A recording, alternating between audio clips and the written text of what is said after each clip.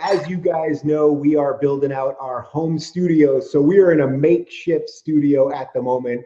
We are going to be doing a Google Hangout for the first time. Normally when we do remote, we do Skypes, but our Skype portion of the studio and our main studio is all being built out. Should be good to go in a couple of weeks, but I did not want to starve you fine people of content, especially in these crazy times that we live in.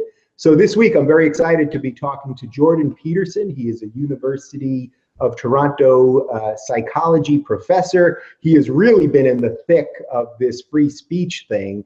And pretty much, I would say about 700 of you roughly requested for him to be on the show and for us to sit down. I've read a lot about him lately.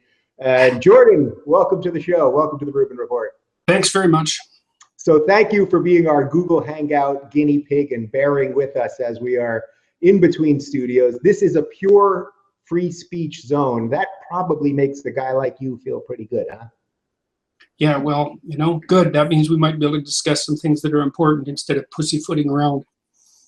Absolutely. So let's get right to it. So for people that don't know your story, what has sort of put you in the news over the last couple of months, it's actually quite astounding because you are in Canada, which is a place that has a strong tradition of free speech. So for people that have no idea what's going on with you, can you just lay out the basics of what's transpired over the last couple of months?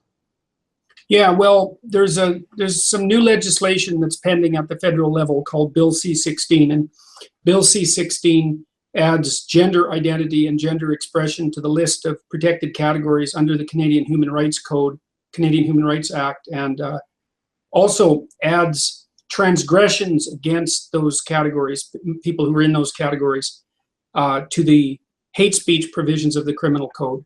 So it's very, very punitive legislation.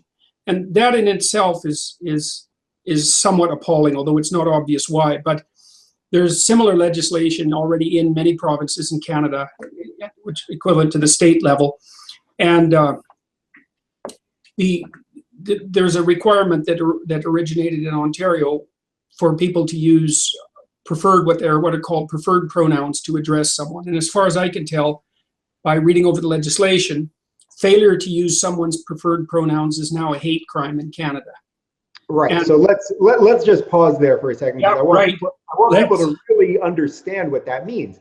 That means that if you potentially accidentally refer to someone as the wrong pronoun, you may not realize if someone happens to be a male or a female, you could potentially be in legal trouble. Now that also you could do it intentionally, which I think under free speech would be fine as well. But even accidentally, we're going down a pretty slippery slope here. Yeah, right? Well, in the legislation, like there are legal moves afoot in many organizations at a policy level or a legal level to also alter the way that the law is interpreted, so that instead of judging someone on the intent of their speech, you judge them on the consequences of their speech. And also and this is particularly true, say, with sexual harassment policies, to remove, and this is happening mostly at universities right now, although it'll happen in other organizations soon enough, to remove, if you're accused of sexual harassment or worse, instead of you presumed innocent until proven guilty,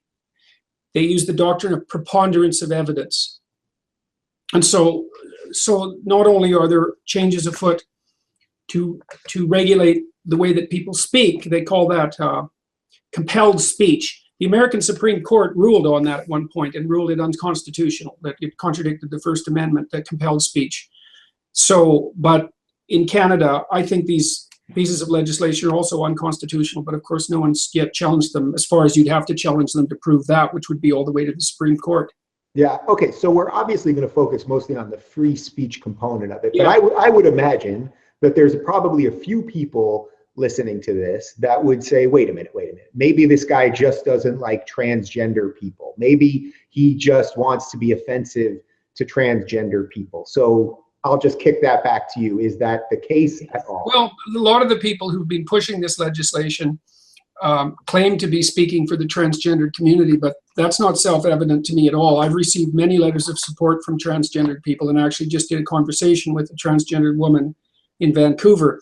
Most transgendered people, especially the classic type, I would say, speaking psychologically, are people who've had a difficult time adjusting to their biological sex identity since they were young, and some of them undergo fairly radical transformations in an attempt to become the other sex. And they have no problem with pronouns, they just want to be the other one. So, Right. yeah, that's right. So they don't have any problem with he or she. In fact, they undergo a tremendous amount of trouble, I would say, to transform themselves, for better or worse, into a member of the opposite sex. The people who are pushing this legislation forward claim to speak for the transgender community, but you can claim to speak for any community you want. That doesn't make you a legitimate representative. Right. So that's a great point. And actually, the girl that you spoke to up in Vancouver, we've had on our Rubin Report fan show, so people can check that out. Her name is Theron Meyer. I think she's an excellent spokesperson for the trans community. I don't know that she's asking to be a spokesman for the trans community, but sometimes people are sort of just thrust into things. Okay, so in and of itself, you have no problem with trans people, right? Is that fair to say? Well, I don't have any problem with trans people. I mean, I'm a clinical psychologist. I've dealt with every variety of person you could possibly imagine, and a fair number of people that you couldn't possibly imagine. And so I'm quite comfortable with people who don't fit normally into normal categories. And I know how to deal with people who are in that situation very well. So the idea that I'm doing this because I'm somehow made nervous by people who don't fit neatly into gender categories it's exactly the sort of trick that you'd expect people on the radical left to pull, because it's what they do all the time. They called me a racist too, because the University of Toronto Human Resources and Equity Department has been taking advice from a group called the Black Liberation Collective, which was formulated by two women. One whom is a self-avowed black suprematist who believes that white people are inferior because they don't have enough melanin in their skin, and that makes them unable to receive cosmic energy and transform it into proper thought. And is that what my problem is? That is definitely your problem. And the other one is under investigation for embezzling $300,000 from the University of Toronto Students' Union. And they also will not disavow violence in their pursuit of social transformation. The University of Toronto HR and Equity Department is taking policy advice from them, which I think is appalling. And because I've objected to that, I've been tarred with the epithet of racist. So, but it's typical. It's typical of this kind of mob behavior that the PC authoritarians like to engage in whenever anybody ruffles their feathers. Yeah, I'm curious, were you keenly aware of that authoritarianism before you were subjected to it? I mean, I suspect at the academic level, you've seen a lot of this building, and I've seen some of your subsequent tweets over the last couple of months that you sort of had an idea about this. But did you really know exactly how bad it was until you were the target of their aim? I probably knew. I mean, I've been disturbed about political correctness for a very long time. I've studied the development of totalitarian and authoritarian systems for about 4 decades, and I've been keeping a close eye on political correctness since the early 1990s, because it spiked when I used to teach at Harvard. I taught there from 93 to 98, and it spiked. There was quite a spike in political correctness in the early part of the 1990s, but it kind of settled down. And so I thought it had gone back underground to where it was spawned. But it made its comeback quite dramatically in the last 5 years. And I've seen a lot of very ominous things occurring, a lot of them on American campuses. I mean, the episode at Yale with the Halloween costumes, for example, and the fact that one of the faculty members involved in that actually resigned was one of the more egregious examples, but certainly not the only one. So I made a couple of YouTube videos complaining about the Bill C-16 and also about the University of Toronto's decision to make anti-racism and anti-bias training so-called mandatory for its staff, which I thought was an appalling invasion of their employees' political freedom, and still do believe that. And also know that mandatory anti-racism and anti-bias training it's not validated as a procedure, an educational or psychological procedure to reduce racism and bias. The evidence, in fact, suggests that it has the opposite effect. And then I also found at the University of Toronto, I got their training material once they started their mandatory training programs, and they're actually they define equity. It's HR and equity, human resources and equity. And this is coming your way, just so everyone knows it. The question is, what is equity? Because that's a different word than equality. Well, they defined equity in their training material. It's equality of outcome. Now you got to think about that. Right, this is not really kidding. dangerous stuff, right? It's unbelievably dangerous, and it's so pernicious because here's the hypothesis. Imagine you have an organizational pyramid, right? And there's layers of power, and then each layer of power has a demographic. It has a demographic element, right? I mean, there are men and women and people of different races and so forth. So you can segregate and analyze each strata by its demography. Well, and the hypothesis is you do that, then you compare it to the general population. And if there isn't a one-to-one match, then the organization is oppressive and corrupt and needs to be retooled. And this is what the University of Toronto administration is forcing its staff to learn. And okay. So when people feel this, when people say this, and it sounds absurd to the two of us, you can't force an equality of outcome. If anything, you can. You just have to force things a hell of a lot harder than anyone wants to foresee. Right. So I guess technically you can force it, but I think maybe I meant morally or ethically you shouldn't force it. How about that? Well, what happens is everybody ends up sitting in the rubble, and they're all equal in outcome. So, and everyone's equal in outcome if enough people are dead. So, and I mean, those sound like dramatic phrases, but I know exactly what equality of outcome theory did to places like the Soviet Union and to Maoist China. It was absolutely and unbelievably disastrous and murderous. So I can't believe they're pushing this on us now. Can you explain how we get there? How do you get there from this academic level that we're dealing with it to, regimes like that? Well, you get there when see, people think these are academic issues, but what they fail to realize is that what happens on university campuses happens everywhere 5 years later. Like the people who run things are trained in universities, and so however they're trained, that's how things are going to be run. Equality of outcome means that force has to be applied to make sure that every institution at every level falls into compliance with the equality doctrine. And you do that by retooling organizations and putting quotas on people, for example, or firing people, or whatever you have to do. So, for example, 65% of the medical faculty at the University of Toronto is women. So by the equality of outcome doctrine, well, what do? Do you fire 15% and replace them with men? Well, and I mean, in engineering, of course, the preponderance of people are male. But the pernicious idea is that that's a marker of oppression. And equality of outcome, well, it's a fundamental. It's worse than a Marxist doctrine. It's the most pernicious of Marxist doctrines. I mean, we fought a whole Cold War against that. We damn near put the whole world to the torch to ensure that philosophy didn't spread. And in Alberta, another Canadian province, the Alberta Teachers Association recently launched their LBGT, I can never get that right, it's LGBT. Thank you. Education material, and they're trying to teach kids from grade 7 to grade 12 that there's no relationship between biology and gender, which is also written into this legislation, by the way, and I want to come back to that because that's a lot more important than people think. They seriously proposed that children address each other as comrade. So how much of this then is just a flaw in the West, that our academic systems have sort of rotted, which then leads up to our leaders rotting, and that no one is really fighting for the very principles that, as you said, we've fought wars over? I mean, millions of people have died over free expression and free ideas and battling back some of this Marxist stuff. And it seems to me that it's only now at the beginnings with stuff that you're doing and a few other people where it's starting to, people are realizing that actually free expression, free speech, free thought, and equality of opportunity, not of outcome, these are actually cool ideas. But it seems like right now we're on the losing end of this stuff. Well, it looks to me like we are. I mean, I tried to do so to get some sense of how this works, I would recommend that your readers go online and look up 12 websites, look up women's studies websites. I don't care where you look them up because they're all the same. And I think the women and gender studies types, the ethnicity studies, the racial studies, all that, what I consider the disciplines they're pseudo disciplines, they're peripheral disciplines. They should have never been incorporated into the university.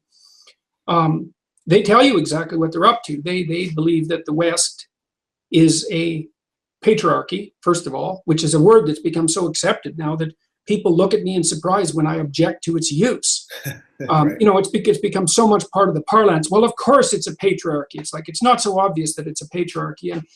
And besides that, the idea that it's not only a patriarchy, but it's a corrupt patriarchy at every level, including the level of fundamental categorization, and that it needs to be retooled from the bottom up.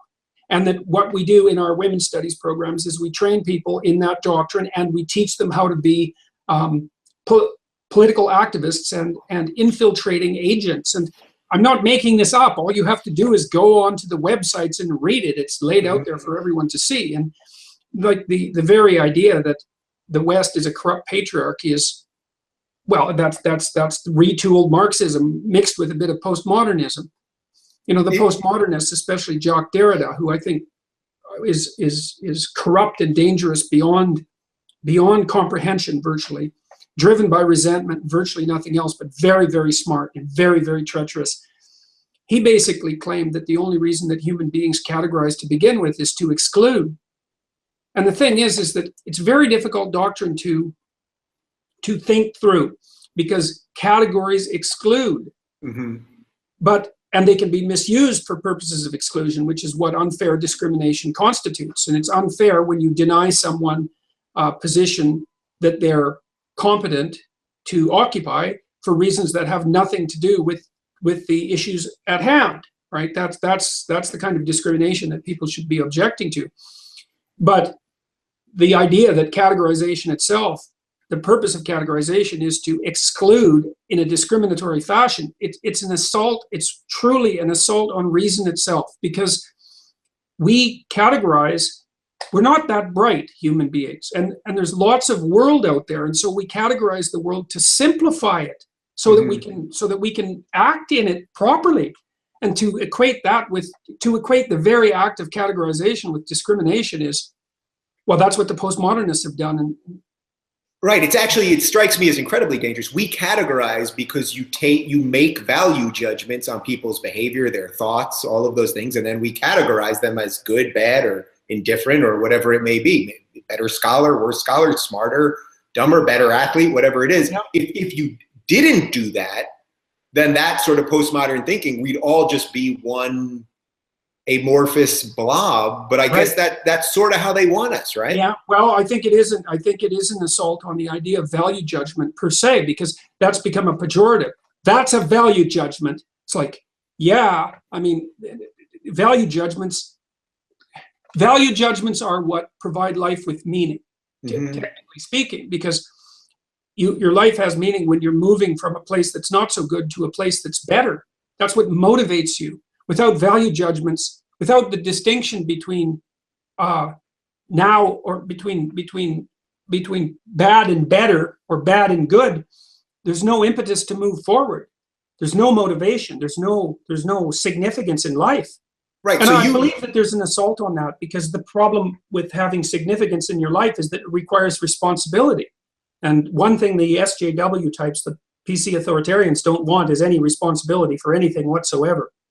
Yeah, so you would say that you should judge. That's actually your right and your duty as a person. You should not prejudge, correct? Like, so you should not be prejudiced, for example. Well, you shouldn't judge speciously. Like, right. If I'm trying to hire someone to compose a piece of music to me, whether they're female or male or black or white or what sexual orientation they have, for that matter, is irrelevant to the production of the outcome.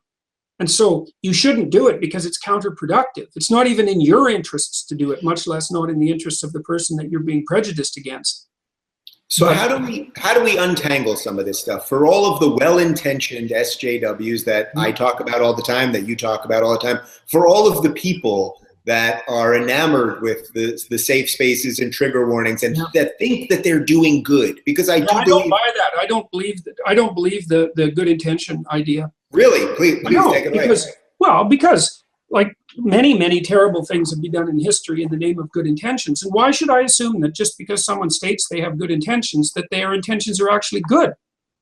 No, that's predicated on the idea that people are intrinsically good. And I don't buy that for a second. People are intrinsically good and evil. And you cannot take someone's intentions, especially their political intentions, especially if they have to do with changing others, You can't take that at face value. And I think that you can understand the politically correct types very well if you substitute resentment for the word compassion. Every time they use compassion, you substitute resentment, and you've got a pretty good sense of exactly what they're up to. And the idea that you're doing people a favor by making them safe it's the proposition that Sigmund Freud spent his whole life fighting against, because the classic Oedipal mother who devours her children like the witch in Hansel and Gretel, feeds them nothing but candy and fattens them up so she can eat them. That's a cautionary tale for our time, I'll tell you. Is those people say, well, I did it with the best intentions. All I was trying to do was protect my children. It's like, children aren't there to protect. Children are there to encourage and toughen. And so the idea that this is good intentions, no way, man. I don't buy it for a second. Yeah, good intentions. Yeah, I guess I would give a little caveat to what I said, which is that I think for the most part, the young people that are getting indoctrinated with this stuff, when they hear about it, I think their intentions are to do good. I think the leaders of a lot of these movements and the higher up academics and things like that, they really understand what's going on and realize how this is about power. No? I don't buy it with the young people either. Huh. And the reason for that is, like, Carl Jung talked about the unholy alliance that an Oedipal mother formed with her child. So if your mother is very, very hyper-dependent, there's two things you can do about it. You can rebel against it, or you can take the offering. And the advantage to taking the offering, that the alliance is basically, you never leave, and I'll never require that you do anything. Right. That's the mother with the hyper-dependent child. Okay, so how do you translate that into a political agenda? It's easy. I'm going to teach you a political ideology, and it'll put you in a position of moral superiority, and it will require absolutely no responsibility whatsoever on your part, and you'll be able to demonize and victimize people and have a place where you can vent your resentment and spleen. And so that's what's happening with the young people. And I mean, I don't want to be over categorical about it. I know that people get confused, but I don't think that there's any excuse for it. And I think that there's a corruption in the idea that what I should do as a political agent is change you, or even change the world. It's like, if you want to take and you want to say against the corruption of the world, then you should start by fighting against the corruption in your own heart. And that's a real battle. And that really requires responsibility. You should discipline yourself. You should get rid of your fear.